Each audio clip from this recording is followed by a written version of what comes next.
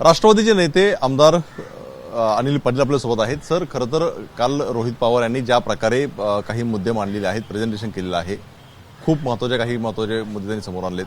कसं वाटतं मला? नाही, आता रोहित पवारांनी जे काही जे प्रेस घेऊन बऱ्याचशा मुद्द्यांवर क्लेरिफिकेशन करण्याचा प्रयत्न केला किंवा चौकशीची मागणी केली, ती अत्यंत गंभीर बाब आहे. आणि ज्या ट्रॅकने ते जात आहेत, शेवटी ह्या क्षेत्रातला अभ्यास आमच्यासारख्या खेड्यातल्या किंवा ग्रामीण भागातल्या आमदारांना किंवा कार्यकर्त्यांना ते कळत नाही आणि संपूर्ण महाराष्ट्रामध्ये तो एक संभ्रम निर्माण झालेला आहे.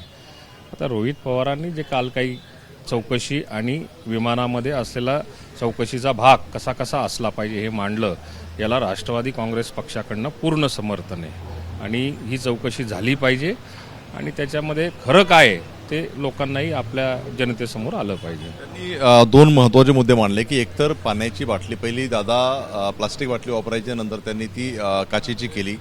दुसरं त्यांनी हेलिकॉप्टरचा मुद्दा मांडला. हे दोन्ही मुद्दे जे आहेत ते अतिशय गंभीर वाटत आहेत. नाही, आता शेवटी दादांना जो ओळखत असेल, अनेक वर्षापासून दादा स्वतःची खूप काळजी घ्यायची आणि कार्यकर्त्याला सुद्धा तेवढीच काळजी घ्यायला लागायची. एकतर पहिली गोष्ट म्हणजे स्वच्छता ही दादांच्या अंगी उपजत गुण होता. स्वतःची काळजी घेणं हा सुद्धा दुसरा उपजत गुण होता. त्यामुळे प्लास्टिकची बाटली, काचेची बाटली, जेवणात हे पाहिजे, किती जेवलं पाहिजे, या सगळ्या गोष्टी ज्या आहेत, या सगळ्या गोष्टी महत्त्वाच्या जरी असल्या तरी ह्या घटनेचा आणि त्या घटनेचा आपण काही असं त्याच्यामध्ये अर्थ लावला पाहिजे असं मला काही वाटत नाही. दुसरं हेलिकॉप्टरचं पण उदाहरण दिलं की मित्रांनी त्यांनी सांगितलं की चांगलं हेलिकॉप्टर घ्या आणि कदाचित मला त्याची गरज पडेल वगैरे. असं स्वाभाविक आहे. दादा रोहित पवारच नाही, राज्यातल्या कोणताही पक्षाचा कार्यकर्ता किंवा इव्हन समजा विरोधक जरी आला त्याला सुद्धा हाच सल्ला द्यायचे की आपण काय काळजी घेतली पाहिजे, कसं चांगलं राहिलं पाहिजे, स्वतः सुरक्षित कसं राहिलं पाहिजे, याच्या बाबतीमध्ये वारंवार दादा प्रत्येकाला सल्ला द्यायचे. रोहित पवारांना त्यांना मिळालेल्या सल्ल्याचं त्यांनी त्या ठिकाणी उदाहरण दिलं. परंतु साधं गाडीने जरी एखादा कार्यकर्ता गेला तर तुम्ही प्रवास कसा केला पाहिजे, कधी केला पाहिजे, थांबलं कुठे पाहिजे, ड्रायव्हरची व्यवस्था कशी केली पाहिजे, ड्रायव्हर कसा असला पाहिजे, या सगळ्या गोष्टींची चर्चा कार्यकर्त्यांसोबत सुद्धा करायची. ज्या प्रकारे रोहित पवारांच्या मनामध्ये काहीतरी पाल चुकते, तसंच तुम्हालाही वाटतंय का कुठेतरी याच्यामध्ये घातपात असू शकतो का, चौकशी झाली पाहिजे? नाही, आता घातपात किंवा अपघात, शेवटी अपघात असतो. मग तो विमानाचा अपघात असला, गाडीचा अपघात असला, तो अपघातच असतो. पण अपघातामध्ये काही चुका झाल्या असतील आणि त्याच्यामध्ये काही निष्पन्न आपल्याला काढता येत असेल तर नक्की मात्र आपण त्याच्यावरती विचार केला पाहिजे की निदान भविष्यामध्ये या गोष्टी घडल्या नको पाहिजे. आणि ज्या काही गोष्टी जो काही आता दादांचा अपघात झालेला आहे त्या अपघातामध्ये चौकशी अंतीच आपल्याला त्या ठिकाणी निष्कर्ष काढता येऊ शकतो आणि त्या दिशेने गेलं पाहिजे, याचं समर्थन मात्र आमचं राष्ट्रवादी काँग्रेस पक्षाकडनं आहे. चौकशीला विलंब होतो का? कारण आता बरेच दिवस उलटलेले आहेत. या सगळ्या टेक्निकल गोष्टी त्यांनी काल मांडलेल्या आहेत. हा टेक्निकल अभ्यास हा रोहित पवार साहेबांना नक्की आहे आणि त्याचं स्वागतही केलं पाहिजे किंवा त्यांनी परिपूर्ण अभ्यास करून चांगल्या माणसांबरोबर चर्चा करून या सगळ्या गोष्टी घडवलेल्या आहेत आणि त्यांनी चांगलं प्रेझेंटेशनसुद्धा केलेलं आहे. आता राहिला चौकशीचा प्रश्न, याच्यापूर्वी जे काही आत्तापर्यंत अपघात झालेले असतील त्या अपघातांमध्ये ब्लॅक बॉक्स मिळवणे किंवा आणखी काही अजून गोष्टी त्याच्यामध्ये वेगवेगळ्या एजन्सीजच्या माध्यमातून त्या आपल्याकडे आत्मसात करणे किंवा माहिती गोळा करणे, याच्यासाठी काही कालावधी लागणार आहे. अचूक माहिती आली पाहिजे हा शासनाचा सुद्धा हेतू आहे. केंद्र सरकारमधल्या काही मंत्र्यांच्या माध्यमातून, राज्याच्या मुख्यमंत्र्यांच्या माध्यमातून ह्या चौकशीला अचूक माहिती आपल्यासमोर आली पाहिजे, या दृष्टिकोनातून सूचनाही दिल्या गेलेल्या आहेत आणि तशा स्वरूपाच्या एजन्सीजसुद्धा नेमलेल्या आहेत. आणखी समजा जर का वेगळ्या एजन्सीज नेमायच्या असतील तर त्याच्यासाठी रोहितदादांनी केलेली मागणी याचं समर्थन नक्की आहे. पण त्यात एक रोहित पवारांनी प्रश्न उपस्थित केला आहे की आदल्या दिवशी दादा बारामतीला निघाले होते तर विदर्भातला एक माणूस आला, त्याच्या फाईलवरती सही करायची होती आणि म्हणून उशीर झाला आणि म्हणून दुसऱ्या दिवशी सकाळी विमान बुकिंग केलं आणि हा अपघात झाला, असं एक रोहित पवारांचं एक हे होतं. याच्यावरती कसं आपलं हे? नाही, आता मला असं वाटतं की रोहित पवार साहेबांनी जो काही आता मुद्दा उपस्थित केला त्याच्यामध्ये प्रामुख्याने त्यांनी जी चौकशीची मागणी केली, जो अभ्यास केला, याला नक्की मात्र आमचं समर्थन आहे. परंतु त्याला राजकीय झालर द्यायचा जर का प्रयत्न केला तर मला असं वाटतं, माझी पर्सनली त्यांना विनंती असणार आहे की ज्या ट्रॅकने दादांच्या या सगळ्या वस्तुस्थिती किंवा अचूक अहवाल आपल्यासमोर किंवा माहिती आली पाहिजे ज्या ट्रॅकने रोहितदादा जात आहेत त्या ट्रॅकला धरून जर का राहिले तर नक्की त्याचं स्वागत केलं जाईल.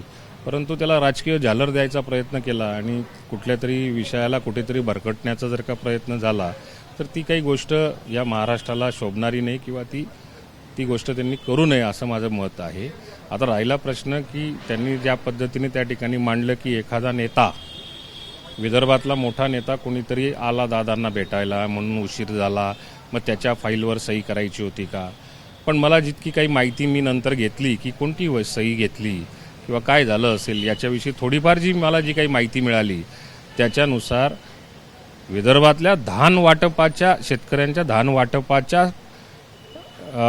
जो काही निधी त्यांना उपलब्ध करून द्यायचा होता त्याच्यावरती त्यांची सही घ्यायची होती. आणि राहिला प्रश्न सही झाली नसती झाली तरीसुद्धा राज्याच्या मंत्रिमंडळामध्ये काम करणाऱ्यांनी समजा सही जर का चुकून राहिली किंवा फाईल उशिरा आली किंवा ती निघायची वेळ झाली आणि सही जर का करायची राहिली तरीसुद्धा कुठलाही मंत्री किंवा राज्याचे मुख्यमंत्री हे महाराष्ट्रातल्या किंवा भारताच्या कोणत्याही कानाकोपऱ्यात असले तरीसुद्धा ती सही तिथे त्यांना स्कॅन करून पाठवली जाते, त्यांची संमती घेतली जाते आणि ती कुठूनही सही येऊ शकते. म्हणून त्यांचं म्हणणं चुकीचं आहे की एखाद्या फाईलीकरता दादांना सही करण्याकरता उशीर झाला म्हणून हे काही बुद्धीला न पटणारा विषय आहे. सही कुठूनही कशीही होऊ शकते.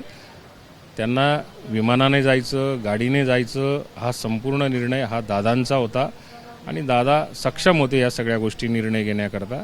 त्यामुळे ह्या गोष्टींना राजकीय वळण देण्यापेक्षा आपण चौकशीवरती जर का जास्त भर दिला आणि दादांवरती समजा असा काही प्रसंग घडून आला असेल तर राष्ट्रवादी काँग्रेस पार्टीसुद्धा त्यांच्या ह्या मताशी मात्र सहमत आहे. कुठेतरी रोहित पवारांचा फोकस हा तुमच्या पक्षातील एका मोठ्या नेत्यावरती पाहायला मिळतो आणि त्याच अनुषंगाने नावं घेतात आणि ते विदर्भातला नेता आणि धान वगैरे ते सगळं केलं पाहायला मिळतं. मला तेच म्हणायचं आहे की ह्या नेत्याविषयी, अजून कुठल्या नेत्याविषयी, कोणत्याही पक्षाच्या नेत्याविषयी त्यांनी आता या गोष्टींकडे जाण्यापेक्षा याच्यामुळे हे झालं त्याच्यामुळे ते झालं, शेवटी महाराष्ट्रातली भोळी भाबळी जनता आहे. या भोळ्या भाबळ्या जनतेला कुठेतरी दिशा भटकवून कुठेतरी वेगळाच गैरसमज निर्माण करण्यापेक्षा फोकस हा ते योग्य पद्धतीने चौकशीवरती जात आहेत. विमानाचा मिनटं त्यांना मोजता येतोय, बाकीच्या टेक्निकल गोष्टी त्यांना समजता आहेत. या सगळ्या गोष्टींच्या खोलात जर का शिरले तर आमच्यासारख्यालाही त्यांच्यासोबत राहायला, त्यांच्या पाठीशी राहायला कुठेतरी इच्छाशक्ती राहील किंवा आमचाही त्यांच्यासाठी पाठीमागे उभा राहण्याचा प्रयत्न राहील. परंतु विदर्भातला नेता आला आणि मग त्याला भेटायला गेले. आपल्या या सगळ्या प्रश्नांची धार बोथट करण्याचं काम अशा स्टेटमेंटमुळे होतं. त्यामुळे रोहितदादा हे चांगले हुशार व्यक्तिमत्व आहे. त्यांनी राजकीय स्टेटमेंट करण्याच्या भानगडीत न पडता आपण चौकशीला त्यांच्यासोबत राहू. राहिला प्रश्न विलिनीकरणाचा, होईल एवढ्या कालावधीमध्ये? आता विलिनीकरण मुद्दा मला असं वाटतं की तुर्तास तरी तो नंतरच्या काळामध्ये कधी होईल, काय होईल, आत्ता तरी मला नाही वाटत की या क्षणाला त्याच्यावर कुठली चर्चा चाललेली आहे किंवा कुठली चर्चा होत असेल.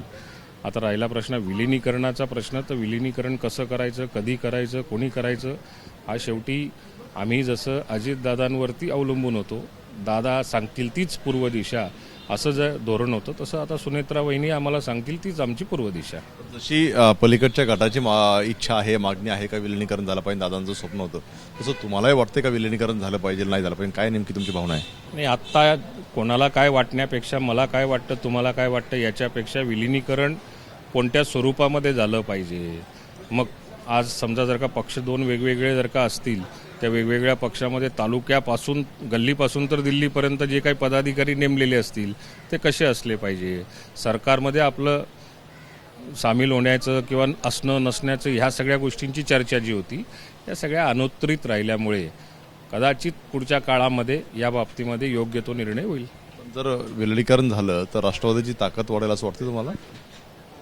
राष्ट्रवादी काँग्रेस पक्षाची ताकद आत्तापर्यंत जी वाढलेली आहे ती विलिनीकरण नसताना सुद्धा दादांनी ती सिद्ध केलेली आहे. जनतेने सुद्धा त्याला आशीर्वाद दिलेला आहे.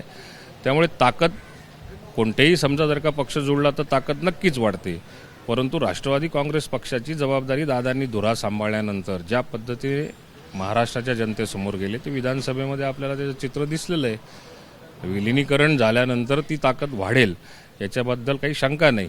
परंतु विलिनीकरण सारखंच आम्ही स्थानिक स्वराज्य संस्थांच्या निवडणुकांमध्ये सुद्धा निवडणूक लढलो. त्यामुळे त्या ठिकाणी आलेलं यशसुद्धा आत्ता बघितलेलं आहे.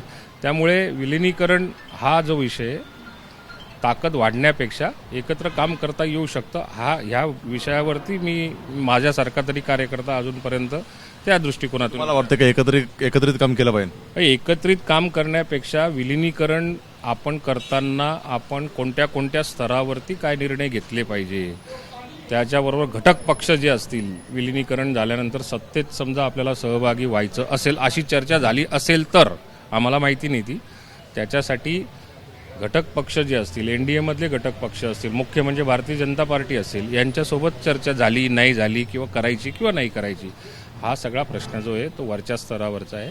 आज त्याच्यावरती चर्चा करण्यापेक्षा टप्प्याटप्प्याने याच्यावरती योग्य वेळी निर्णय होईल. विलिनीकरणाची चर्चा ही वरच्या स्तरावरचा प्रश्न आहे. मात्र रोहित पवार यांनी जी मागणी केलेली आहे त्याप्रमाणे चौकशी झाली पाहिजे आणि आम्ही त्याला सहमत आहोत असं अनिल वडील म्हणताना पाहायला मिळतात.